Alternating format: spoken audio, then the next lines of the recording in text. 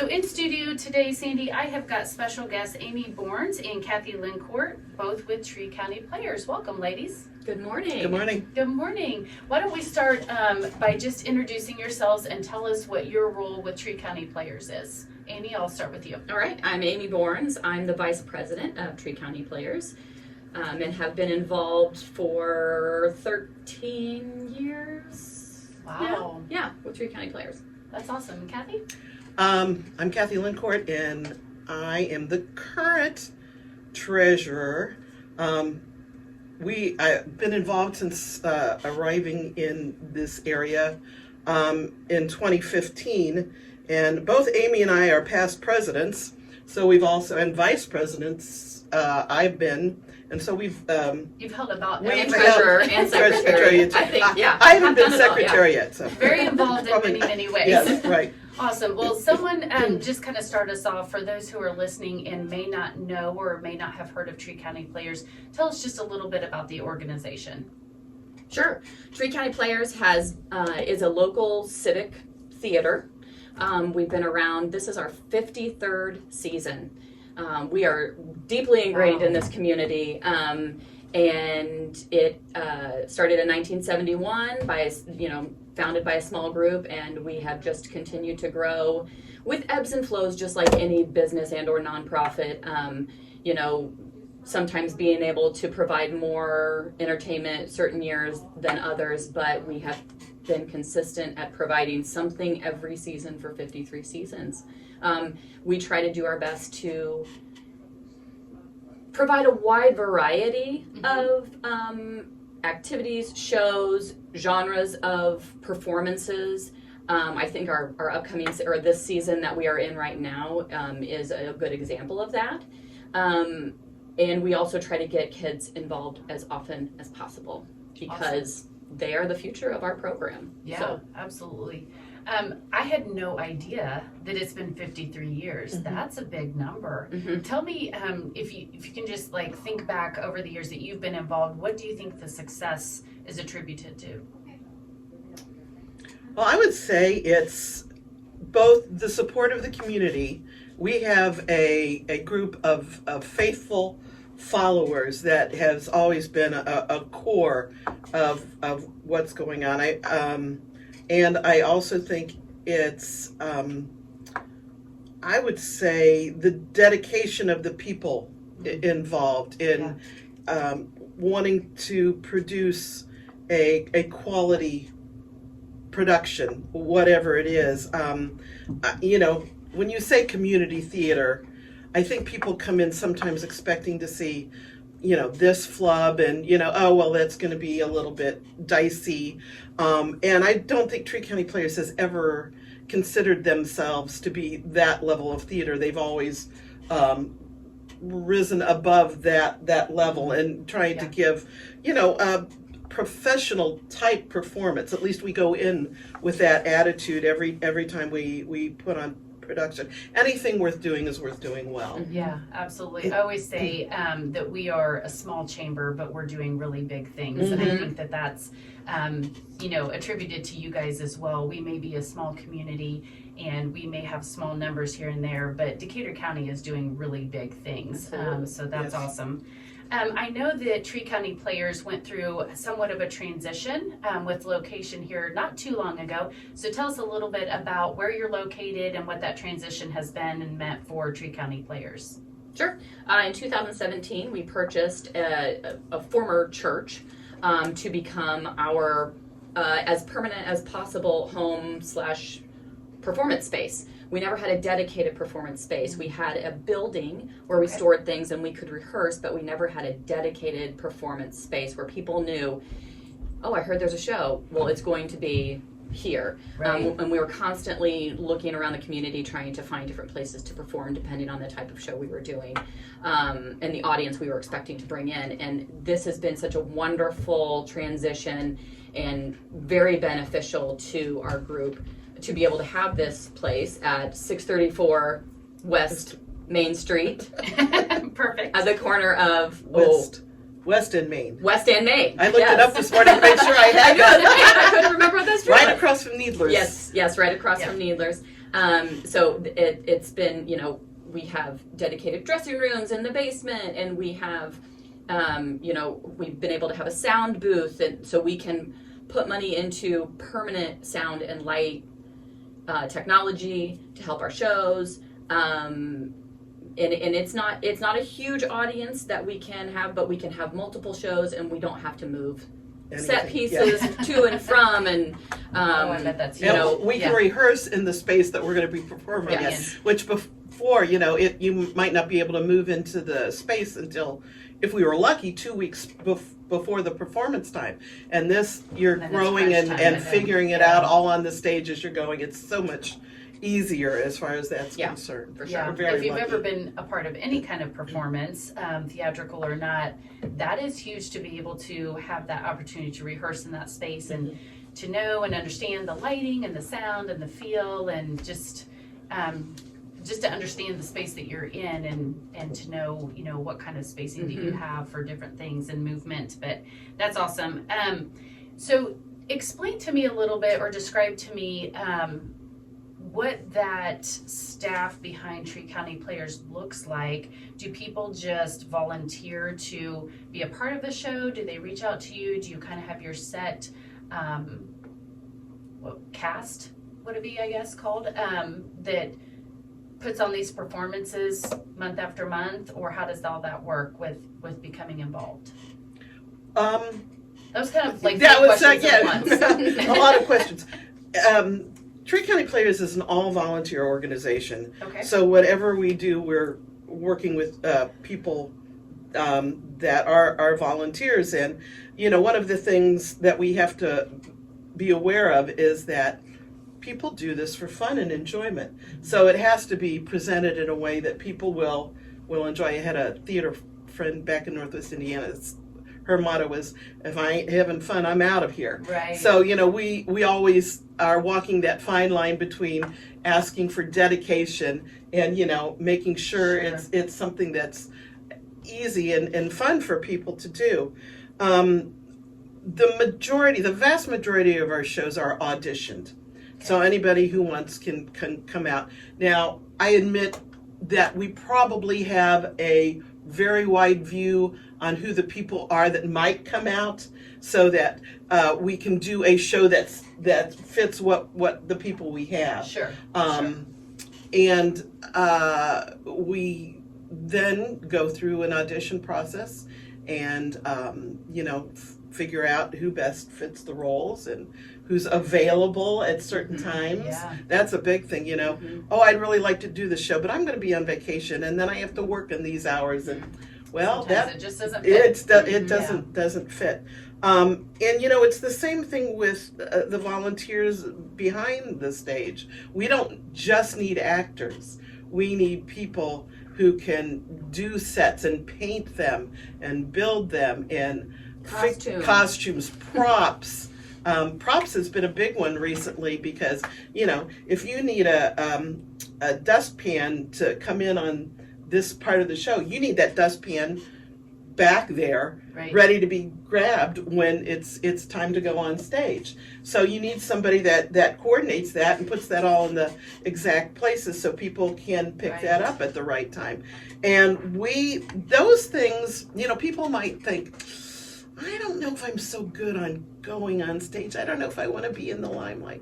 Well, actually, the majority of things going on are not in the limelight. It happens behind the scenes. And a lot of that is just being able to be organized. Yeah. I need to do this at this time.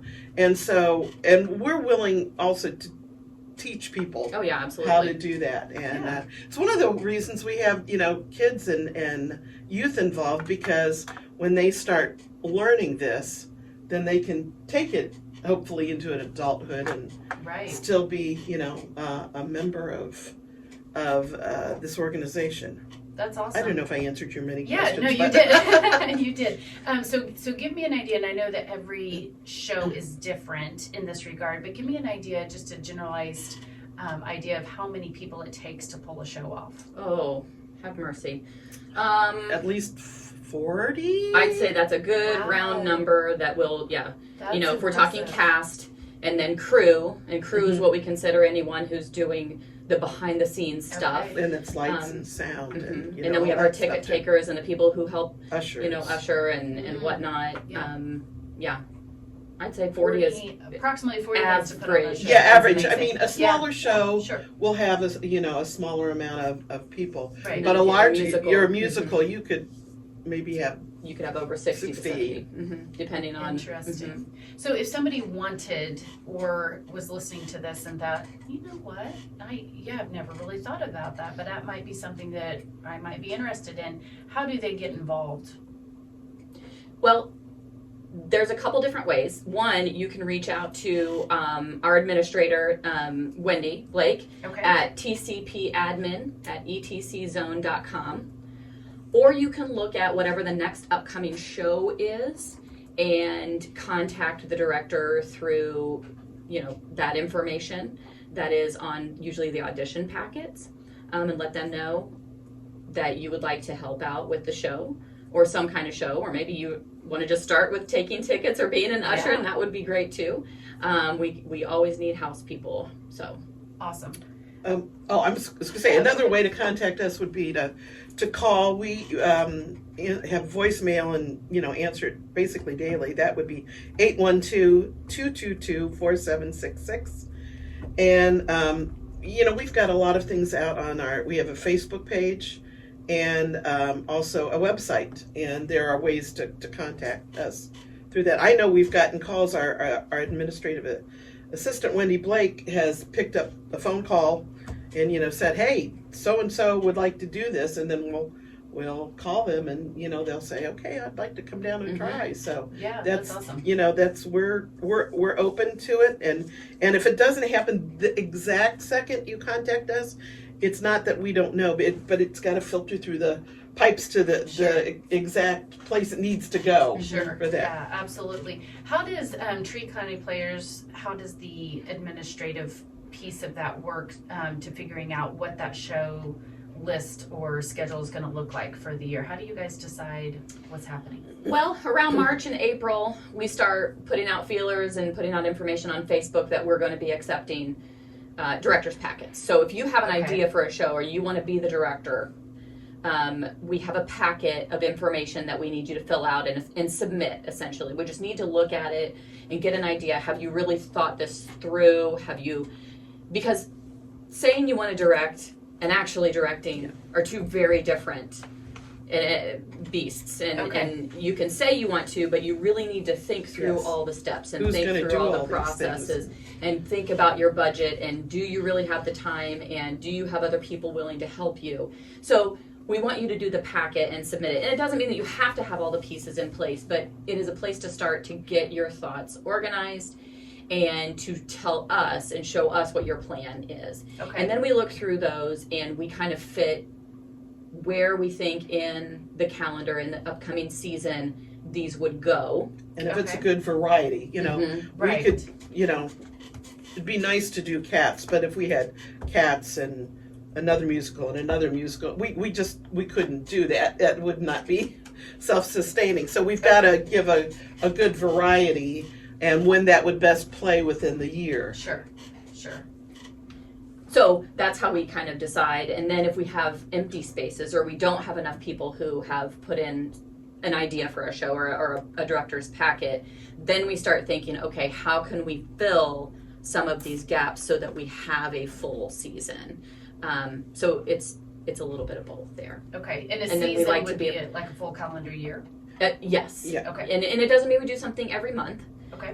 It just means that from August to the end of July, we would like to have 5 shows. Is kind of what our goal is to have 5 shows. And we've had 6 or 7. We right now have 7, and we have 2 community partner shows that are coming up this next season. And explain to us what that is. What is a community partnership? It's a group that already has something that they are going to present, so it's not on Tree County to get a director, put something together, but we're allowing them to use our stage and our facilities to present what they are doing, and that is Front and Center Players. Okay. They do a variety show, which if you want to experience joy in its purest form, you have got to come see Front and Center Players. Okay. My face hurts from smiling so hard watching these adults just give it their all. Yeah. And I don't know what their theme is this year. I haven't heard the theme. Last year it was like TV. Last Monday. And it was like theme songs, and it was so fun. It was just absolutely so fun because, of course, the audience is singing along too, and A lot of interaction. With that one. it was so Yeah. fun. And that is free. Mhm. That is a free. Okay. And that'll be a event. Friday and Saturday night. They overloaded the place with just Friday nights or Saturday nights. I can't remember what it was. So they had to add another night because they had so many people. So coming that to see show the is show. coming up when? November. The first weekend in November, Mhm. Okay. which is pretty standard for them. I think it's the second. And did you third, just but say November that show 2nd is or 3rd free? and 4th. third and fourth? I'm That sorry. show is free? That you is said? free. That is Okay. free. Wow, that's impressive. So they use That's your the arc of space. Decatur County. Okay. Yes. Mm-hmm. Okay. And they are the front and center players Mhm. performing a show. A It's a variety variety show. show. Okay. Mhm. The first weekend in November, and that is free. What is coming up next for Tree County players? The Best Christmas Pageant Ever, the musical. Directed by. It is my TCP directorial debut. Oh, very cool. I directed for years at North Decatur, Okay. but this is the first time in 10 years that I will be directing, so I'm really excited. I don't know if you remember the story of the Best Christmas Pageant Ever. Yep. It's like a 3rd or 4th grade chapter book, and these kids, the Herdmans, they're the worst kids in the whole town, and they ruin everything, and they're bullies and whatever, and you know, the story goes on to, of course, they want to be part of this Christmas pageant for a variety of reasons, and then of course just about the grace of giving people a chance and overlooking what they may look like or how they may treat people, and you know, giving people a second chance. Or And when is third, or that show scheduled for? December 1st, 2nd, and 3rd. And auditions. And auditions are this week. Oh, okay, okay. September 21st, 22nd, and 23rd. So If you people go can to still our get in on that? yes, if Okay. you go to our website, on the there's a couple different ways. On the main page, there is a spot that says auditions, learn more. You click on that, or on the menu, there's an auditions, and you just click on the Best Christmas Pageant Ever, and it will bring up the audition information, and it's all right there. Very cool. Very timely that we're talking about this right now, and you've got auditions coming up here in just a couple of days. So if people want to get involved, that would be a great Yes, show to. and I want to put a quick plug in for our show sponsors, which I just got confirmation last night. I'm so I don't even excited. know this. Exactly. Do I need a drum roll? Yes. This is big. Yes, Yeah. the show is being sponsored by Porter Oliver Funeral Home, and very appropriately, Bowman Christmas Tree Farm. Oh, very nice. So We we heard are yes. really excited to have them partner with us to be able to bring this show to light, and just really, the show is just adorable. It's only about an hour 20 long, so it's a great bring your kids kind of family, you know, it's a good length. It's not super, you know, drawn out and long and the kids get all tired and cranky, but it's, you know, it's going to be a good family show for you to bring everybody to. Yeah. Mhm. Talk to us a little bit about being an attendee at a show and what that process looks like. Okay, so there's a couple ways to get your tickets. Let's just start there, right? Yeah. So tickets are linked through our website. The ones for Best Christmas Pageant, I believe, go on sale October 6th. Okay. So even though there's a link at the bottom of that show page, you won't be able to get to the tickets until October Opens on a 6th. certain date. Okay. We sell our tickets through Showtix. Show Chicks for you. TIX. TIX, yes. The number for the letter U. But the Okay. link is all in the website. Okay. And you can. It just goes Mhm. buy tickets. And what we love about it is it has the layout of our audience, and you can pick the seat that you want to sit in. Oh, very cool. Yeah, and it will tell you if there's certain seats that are already bought, they're X'd out, so you know where you're sitting in accordance to the stage. So we love that. You can, if you don't feel comfortable going through the website, you can contact our administrator, and either by phone number or Email. email, and those are all also on the website.